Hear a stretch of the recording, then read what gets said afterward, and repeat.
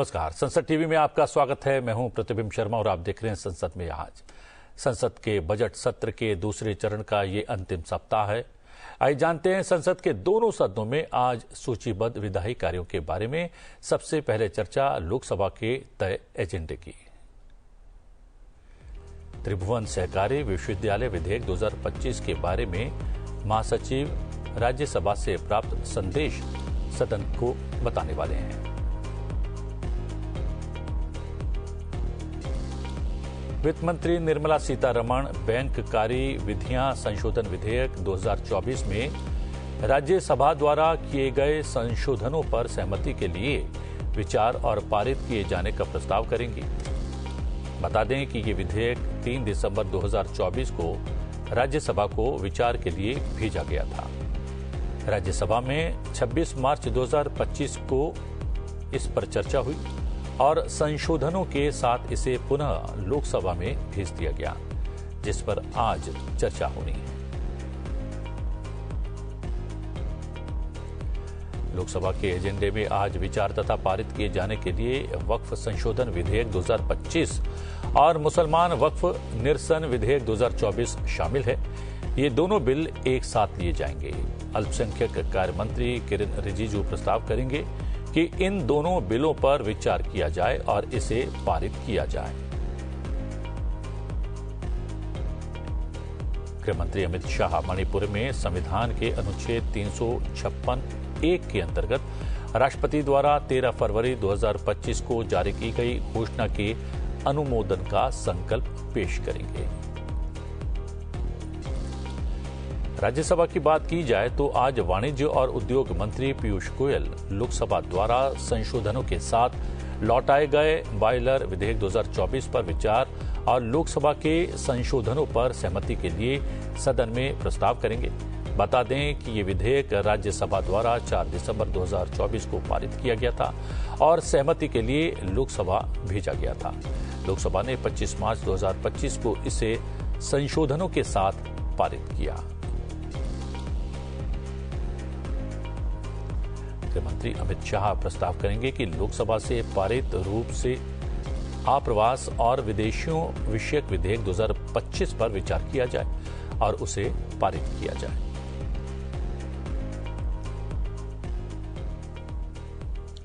लोकसभा में प्रश्नकाल के दौरान प्रधानमंत्री परमाणु ऊर्जा, कोयला, संचार, उपभोक्ता मामले, खाद्य और सार्वजनिक वितरण प्रणाली, उत्तर पूर्वी विकास, पृथ्वी विज्ञान, इलेक्ट्रॉनिकी और सूचना प्रौद्योगिकी, सूचना और प्रसारण, खान, अल्पसंख्यक कार्य, नवीन और नवीकरणीय ऊर्जा, संसदीय कार्य, कार्मिक, लोक शिकायत और पेंशन, योजना, रेल, विज्ञान और प्रौद्योगिकी, अंतरिक्ष, सांख्यिकी और कार्यक्रम कार्यान्वयन मंत्रालय से संबंधित कुल 20 मौखिक प्रश्न पूछे जाएंगे और इसका उत्तर संबंधित विभाग के मंत्री देंगे। लोकसभा में प्रश्नकाल के दौरान एक प्रश्न संचार मंत्रालय से संबंधित पूछा जाएगा। इसका उत्तर केंद्रीय संचार मंत्री ज्योतिरादित्य सिंधिया देंगे। प्रश्नकाल के दौरान 2 प्रश्न उपभोक्ता मामले, खाद्य और सार्वजनिक वितरण मंत्रालय से संबंधित पूछे जाएंगे। इसका उत्तर केंद्रीय उपभोक्ता मामले, खाद्य और सार्वजनिक वितरण मंत्री प्रहलाद जोशी देंगे। लोकसभा में प्रश्नकाल के दौरान एक प्रश्न उत्तरी पूर्वी विकास क्षेत्र से जुड़ा हुआ पूछा जाएगा। इसका उत्तर उत्तर पूर्वी विकास क्षेत्र मंत्री ज्योतिरादित्य सिंधिया देंगे। एक प्रश्न प्रश्नकाल के दौरान लोकसभा के भीतर सूचना और प्रसारण मंत्रालय से संबंधित पूछा जाएगा। इसका उत्तर केंद्रीय सूचना और प्रसारण मंत्री अश्विनी वैष्णव देंगे। लोकसभा में प्रश्नकाल के दौरान एक प्रश्न खान मंत्रालय से संबंधित पूछा जाएगा। इसका उत्तर केंद्रीय खान मंत्री जी किशन रेड्डी देंगे। अल्पसंख्यक कार्य मंत्रालय से संबंधित एक प्रश्न लोकसभा में प्रश्नकाल के दौरान पूछा जाएगा। इसका उत्तर केंद्रीय अल्पसंख्यक कार्य मंत्री किरेन रिजिजू देंगे। लोकसभा में प्रश्नकाल के दौरान 8 प्रश्न रेल मंत्रालय से संबंधित पूछे जाएंगे। इसका उत्तर केंद्रीय रेल मंत्री अश्विनी वैष्णव देंगे। लोकसभा में प्रश्नकाल के दौरान 3 प्रश्न विज्ञान और प्रौद्योगिकी मंत्रालय से संबंधित पूछे जाएंगे। इसका उत्तर केंद्रीय विज्ञान और प्रौद्योगिकी राज्य मंत्री स्वतंत्र प्रभार डॉक्टर जितेंद्र सिंह देंगे।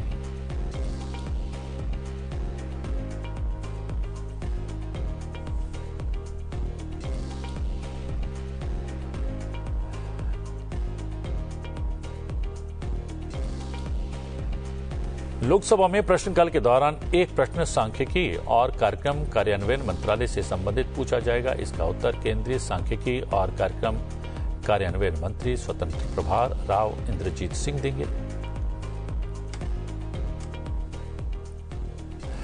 आइए अब जानते हैं आज लोकसभा के भीतर प्रश्नकाल के दौरान किन मंत्रालयों से संबंधित कौन से तारांकित प्रश्न पूछे जाएंगे।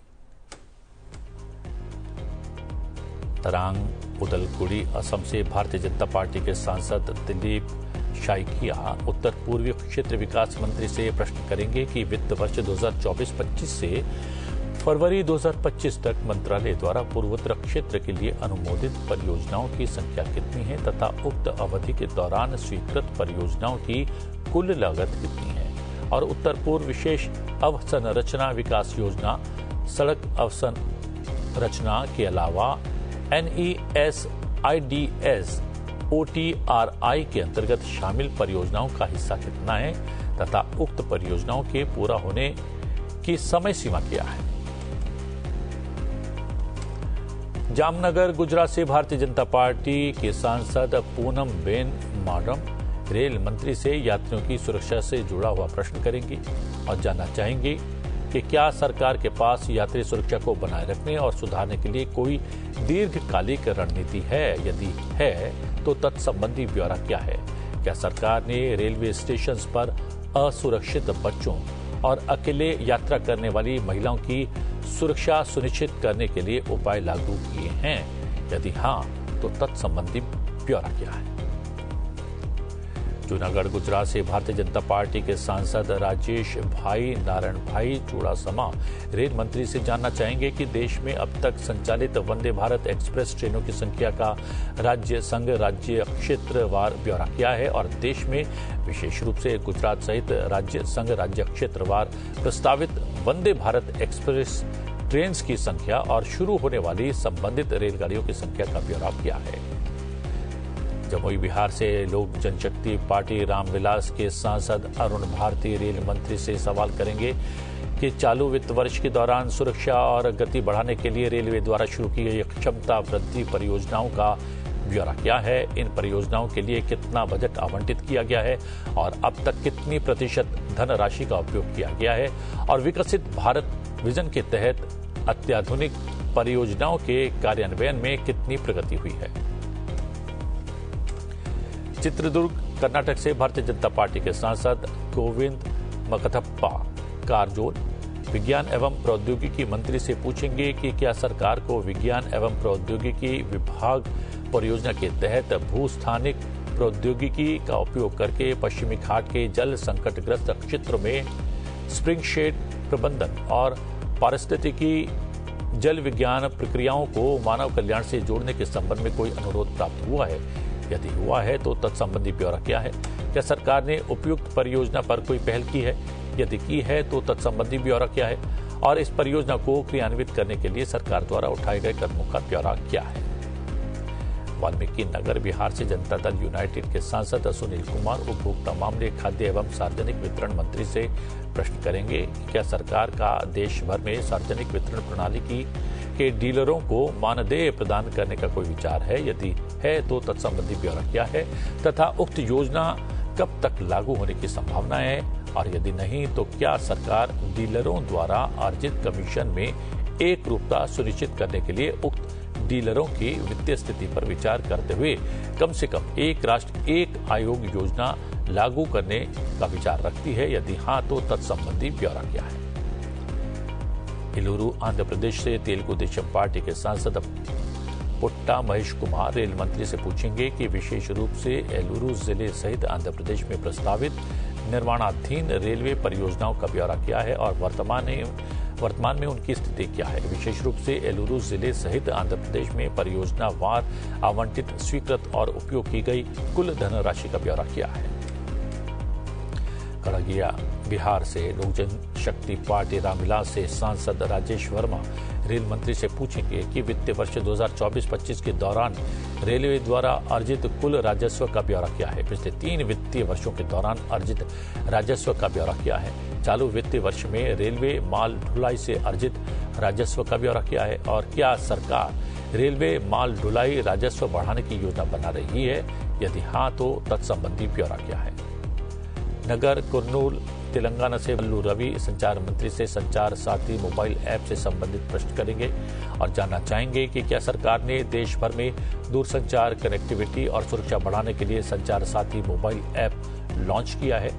यदि हाँ तो इसकी प्रमुख विशेषताओं सहित इसका ब्यौरा क्या है और दूरसंचार धोखाधड़ी और उपयोगकर्ता शिकायतों के समाधान पर इसका क्या प्रभाव अपेक्षित है। भरतपुर राजस्थान से भारतीय राष्ट्रीय कांग्रेस की सांसद संजना जाटव विज्ञान एवं प्रौद्योगिकी मंत्री से ठोस अपशिष्ट प्रबंधन से जुड़ा हुआ प्रश्न करेंगी और जानना चाहेंगी कि क्या हमारे वैज्ञानिक ठोस अपशिष्ट प्रबंधन और प्लास्टिक से होने वाले प्रदूषण के लिए ठोस समाधान विकसित करने में विफल रहे हैं और यदि हाँ तो इस संबंध में सरकार द्वारा उठाए जाने वाले प्रस्तावित सुधारात्मक कदमों का ब्यौरा किया है। इंदौर मध्य प्रदेश से भारतीय जनता पार्टी के सांसद शंकर लालवानी प्रधानमंत्री मंत्रालय से अंतरिक्ष स्टार्टअप से जुड़ा हुआ प्रश्न करेंगे। क्या भारतीय अंतरिक्ष स्टार्टअप की संख्या साल दर साल बढ़ रही है और कई स्टार्टअप उक्त क्षेत्र में खोज करने में रुचि दिखा रहे हैं। क्या सरकार कोई विशेष स्टार्टअप प्रोत्साहन कार्यक्रम शुरू करने का विचार रखती है। उक्त क्षेत्र से संबंधित प्रारंभिक वित्त पोषण और अन्य विशेषताओं का ब्यौरा किया है और अब तक कितने स्टार्टअप को सहायता प्रदान की गई है।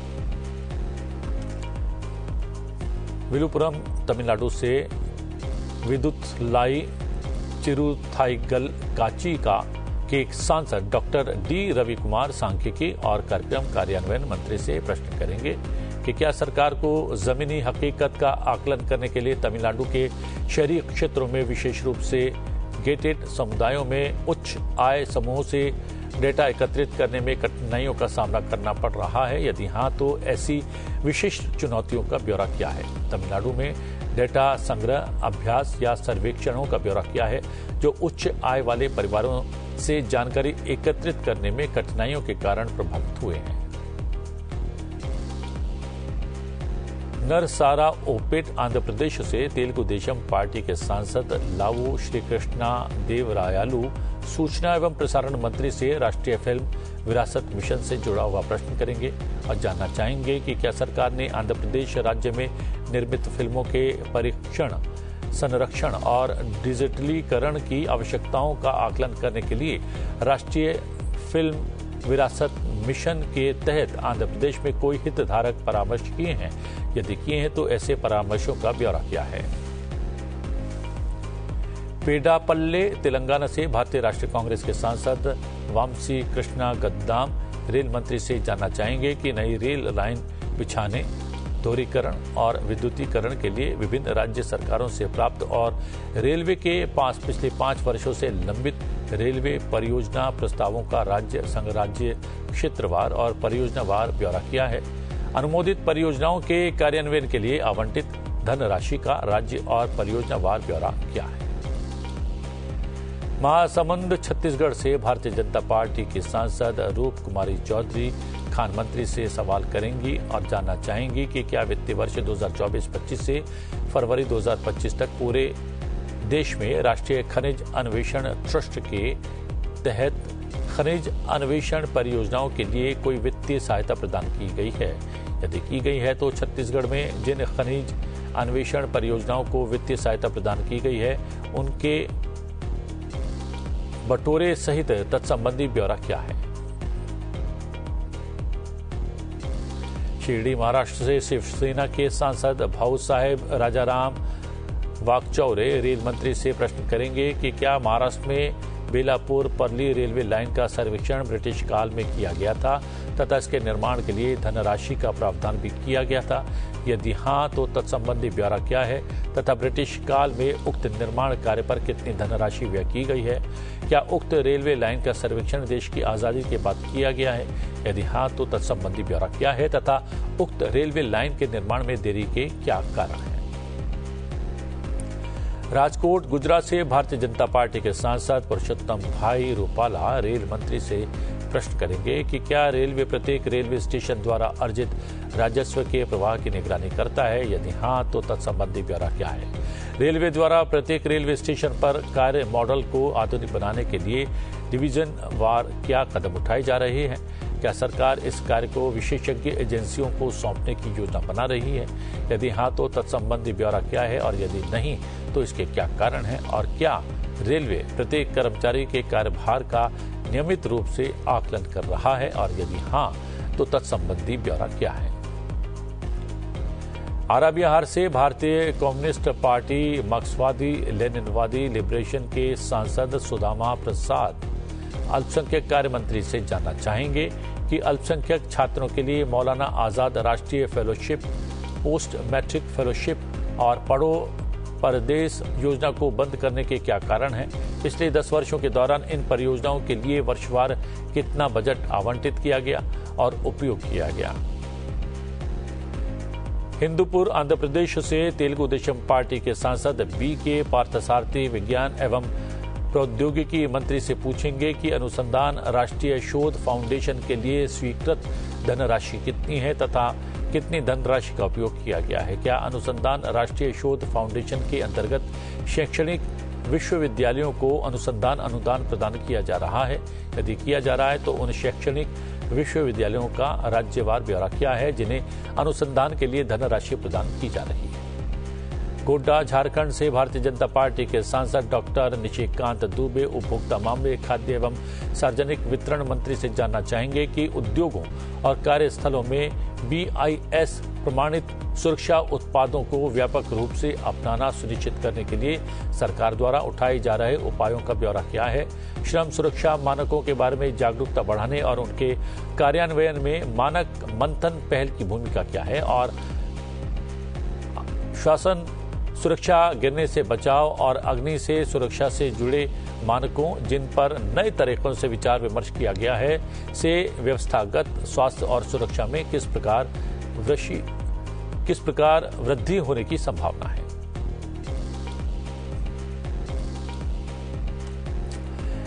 राज्यसभा में प्रश्नकाल के दौरान सहकारिता, शिक्षा, मत्स्य पालन, पशुपालन और डेयरी, गृह, पंचायती राज, सड़क परिवहन और राजमार्ग, कौशल विकास और उद्यमिता, सामाजिक न्याय और अधिकारिता, जनजातीय कार्य एवं महिला एवं बाल विकास मंत्रालय से संबंधित कुल 15 मौखिक प्रश्न पूछे जाएंगे। इसका उत्तर संबंधित विभाग के मंत्री देंगे। राज्यसभा में प्रश्नकाल के दौरान 6 प्रश्न शिक्षा मंत्रालय से संबंधित पूछे जाएंगे। इसका उत्तर केंद्रीय शिक्षा मंत्री धर्मेंद्र प्रधान देंगे। प्रश्नकाल के दौरान मत्स्य पालन, पशुपालन और डेयरी से संबंधित 2 प्रश्न पूछे जाएंगे। इसका जवाब केंद्रीय मत्स्य पालन, पशुपालन और डेयरी मंत्री राजीव रंजन सिंह उर्फ ललन सिंह देंगे। एक प्रश्न राज्यसभा में प्रश्नकाल के दौरान कौशल विकास और उद्यमशीलता मंत्रालय से संबंधित पूछा जाएगा। इसका उत्तर केंद्रीय कौशल विकास और उद्यमशीलता मंत्री स्वतंत्र प्रभार जयंत चौधरी देंगे। राज्यसभा में प्रश्नकाल के दौरान एक प्रश्न सामाजिक न्याय और अधिकारिता मंत्रालय से संबंधित पूछा जाएगा। इसका उत्तर केंद्रीय सामाजिक न्याय और अधिकारिता मंत्री डॉक्टर वीरेंद्र कुमार देंगे। एक प्रश्न राज्यसभा में जनजातीय कार्य मंत्रालय से संबंधित पूछा जाएगा। इसका उत्तर केंद्रीय जनजातीय कार्य मंत्री जुएल ओरान देंगे। राज्यसभा में प्रश्नकाल के दौरान 4 प्रश्न महिला एवं बाल विकास मंत्रालय से संबंधित पूछे जाएंगे। इसका उत्तर केंद्रीय महिला एवं बाल विकास मंत्री अन्नपूर्णा देवी देंगी। आइए अब जानते हैं राज्यसभा में प्रश्नकाल के दौरान आज पूछे जाने वाले प्रश्नों के बारे में। पंजाब से आम आदमी पार्टी के सांसद संदीप कुमार पाठक का प्रश्न कौशल विकास और उद्यमिता मंत्रालय से। उनका प्रश्न है, क्या प्रधानमंत्री कौशल विकास योजना के अंतर्गत उद्यमिता और व्यवसाय प्रबंधन पर कोई विशिष्ट पाठ्यक्रम या प्रशिक्षण कार्यक्रम उपलब्ध है? विगत 3 वर्षों के दौरान ऐसे पाठ्यक्रमों में कौशल प्राप्त युवाओं की संख्या कितनी है जिन्होंने इस पाठ्यक्रम के बाद व्यवसाय स्टार्टअप शुरू किया है? क्या ऐसे पाठ्यक्रम के बाद स्टार्टअप निधि के लिए कोई प्रावधान है? विगत 3 वर्षों के दौरान प्रत्येक वर्ष ऐसी स्टार्टअप निधि प्राप्त करने वाले युवाओं की संख्या कितनी है और युवाओं को प्रदान की गई न्यूनतम, अधिकतम और औसत निधि कितनी है? तमिलनाडु से डीएमके के सांसद तिरुचि शिवा का प्रश्न शिक्षा मंत्रालय से। उनका प्रश्न है, क्या मंत्रालय ने यूजीसी के दिशा निर्देशों के प्रारूप के संबंध में विशेष रूप से राज्यों के विश्वविद्यालयों की स्वायत्ता पर उनके प्रभाव के संबंध में व्याप्त चिंताओं पर ध्यान दिया है? क्या मंत्रालय स्वीकार करता है कि नेट सेट जैसी अर्हताओं को समान रूप से लागू किए जाने से शिक्षकों के अद्वितीय शैक्षणिक और सांस्कृतिक योगदान को हिसाब में लेना संभव नहीं होता है? क्या मंत्रालय ने राज्यपाल के कुलाधिपति के रूप में बढ़ती भूमिका के संबंध में उठाई गई आपत्तियों की समीक्षा की है? महाराष्ट्र से भारतीय जनता पार्टी के सांसद डॉक्टर अनिल सुखदेवराव बोंडे का प्रश्न जनजातीय कार्य मंत्रालय से। उनका प्रश्न है, प्रधानमंत्री जनजातीय आदिवासी न्याय महाअभियान के अंतर्गत कितने विशेष रूप से कमजोर जनजातीय समूह शामिल किए गए हैं? बिहार से भारतीय राष्ट्रीय कांग्रेस के सांसद अखिलेश प्रसाद सिंह का प्रश्न शिक्षा मंत्रालय से। उनका प्रश्न है, स्कूलों और उच्च शिक्षा संस्थानों में राष्ट्रीय शिक्षा नीति 2020 के कार्यान्वयन में क्या प्रगति हुई है? वर्ष 2024-25 में एनईपी के कार्यान्वयन के लिए आवंटित और उपयोग की गई धनराशि का ब्यौरा क्या है?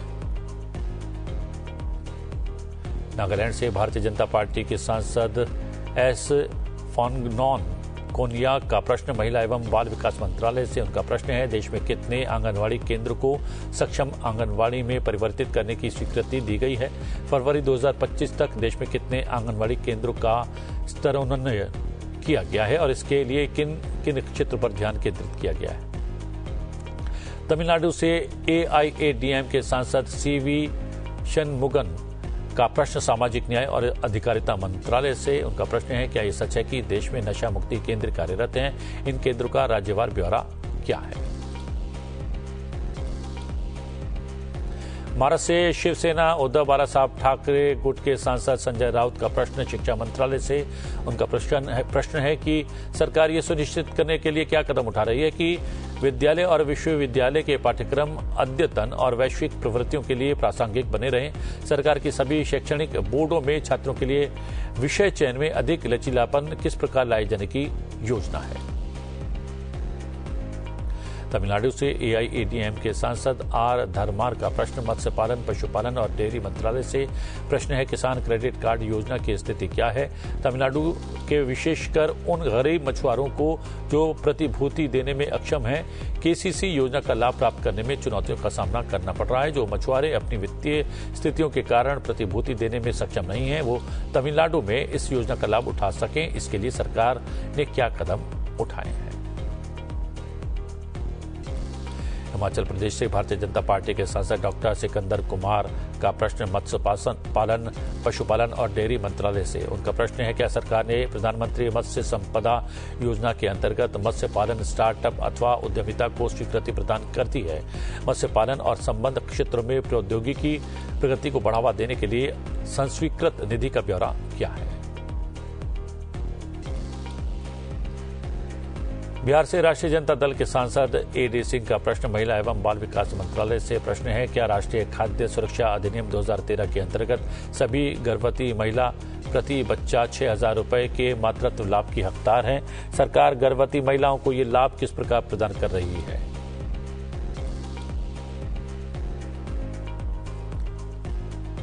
पश्चिम बंगाल से अखिल भारतीय तृणमूल कांग्रेस के सांसद मोहम्मद नदीमुल हक का प्रश्न महिला एवं बाल विकास मंत्रालय से। उनका प्रश्न है, क्या सरकार पीएमईजीपी जैसी महिलाओं के रोजगार और उद्यमिता से प्रत्यक्ष रूप से जुड़ी योजनाओं के लिए बजटीय आवंटन में अत्यधिक गिरावट को स्वीकार करती है? यदि करती है तो महिला कार्यबल की भागीदारी को बढ़ाने के घोषित लक्ष्य के बावजूद इस गिरावट का क्या औचित्य है? और क्या सरकार ने सूचना और संचार प्रौद्योगिकी के माध्यम से राष्ट्रीय शिक्षा मिशन, जिसके लिए आवंटन को वर्ष 2024-25 के 551.25 करोड़ रुपए से घटाकर 2025-26 में 229.25 करोड़ रुपए कर दिया गया है, जैसे प्रमुख जेंडर केंद्रित शिक्षा पहलों के लिए कम वित्त पोषण के प्रभाव का आकलन कराया है, यदि कराया है तो उसका ब्यौरा किया है। तेलंगाना से भारत राष्ट्र समिति के सांसद के सुरेश रेड्डी का प्रश्न शिक्षा मंत्रालय से। उनका प्रश्न है, क्या सरकार ने अपार आईडी प्रणाली से जुड़ी चिंताओं का आकलन किया है? यदि किया है तो इसका ब्यौरा क्या है? क्या इसे स्वैच्छिक रखने और उच्चतम न्यायालय के आधार संबंधी निर्णय के अनुरूप बनाने के लिए कदम उठाए गए हैं? नाबालिगों के डेटा एकत्र करने और उसके प्रबंधन में डेटा गोपनीयता संबंधी जोखिमों को समाप्त करने के लिए क्या उपाय किए गए हैं? क्या सरकार के छात्रों के डेटा की सुरक्षा और पारदर्शिता के लिए विधिक सुरक्षा उपाय प्रारंभ करने की योजना है? यदि है तो उसका ब्यौरा क्या है?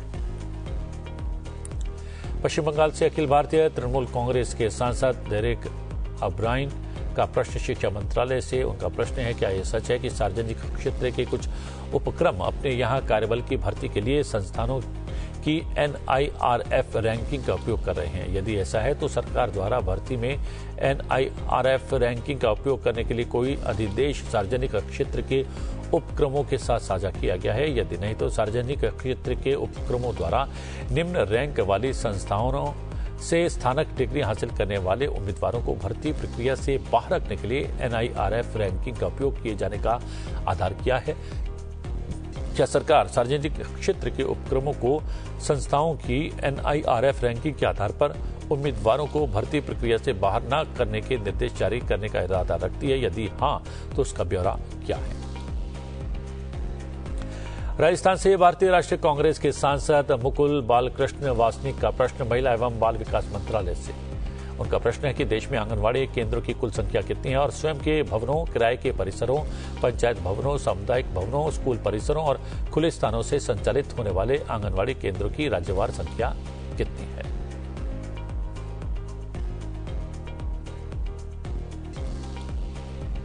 महाराष्ट्र से भारतीय जनता पार्टी के सांसद धैर्यशील मोहन पाटिल का प्रश्न शिक्षा मंत्रालय से। उनका प्रश्न है, महाराष्ट्र में विशेष तौर पर रायगढ़ और कोंकण क्षेत्र में ग्रामीण विद्यालयों में ICT के प्रभावी कार्यान्वयन में आ रही प्रमुख चुनौतियों का ब्यौरा क्या है? इन विद्यालयों में ICT के समुचित उपयोग हेतु इंटरनेट कनेक्टिविटी और निर्बाध विद्युत आपूर्ति सुनिश्चित करने के लिए अब तक कौन कौन से कदम उठाए गए हैं और सरकार द्वारा ग्रामीण क्षेत्रों के विद्यालयों में डिजिटल शिक्षा को बढ़ावा देने के लिए वर्तमान में कौन कौन सी योजनाएं चलाई जा रही हैं और इन योजनाओं से लाभान्वित विद्यालयों और छात्रों की संख्या कितनी है? संसद में आज के लिए इतना ही। मुझे दीजिए आज्ञा, लेकिन बने रही संसद टीवी के साथ, क्योंकि कुछ ही देर में हम चलेंगे और दिखाएंगे राज्यसभा और लोकसभा की आज की कार्रवाई की सीधी तस्वीरें। मुझे आज्ञा दीजिए। नमस्कार।